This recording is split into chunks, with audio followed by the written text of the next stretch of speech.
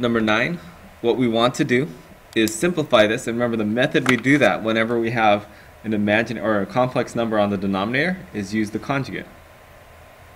And what is the conjugate again? Is just changing the sign of the imaginary. Change the sign in the middle. So of the denominator. Since we want the i's to disappear on the denominator, we're going to use 4 plus 5i on top and bottom. And then we just have to FOIL them out.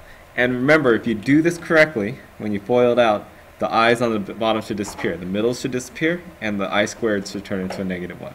So let's just do the top first, though. So 2 times 4 is 8.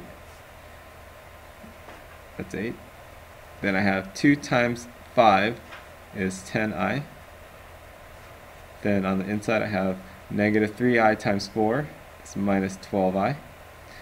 And last, -3 times 5 is -15i squared. Right? Because we have 3i and 5i, that's I squared.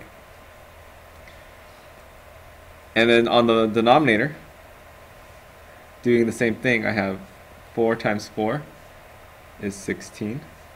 4 times 5i is plus 20i. -5 times 4 is minus 20i. And we see the plus 20 minus 20 cancel out. That's what we need. And last, I have -5 times positive 5 is minus 25.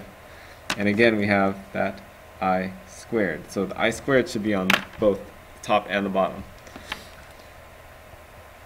Because those I squareds, remember, just become a -1. So this is -15 times -1 becomes a plus 15.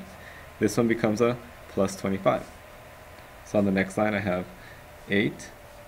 These combine to make minus 2i and plus 15.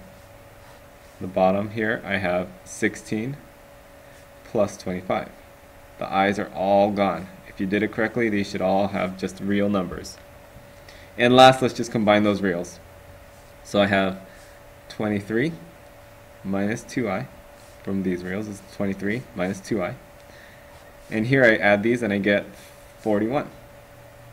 So if you write it like this, I will accept that as an answer, but it doesn't hurt to split it up either. 23 over 41 minus 2i over 41. And there's your answer.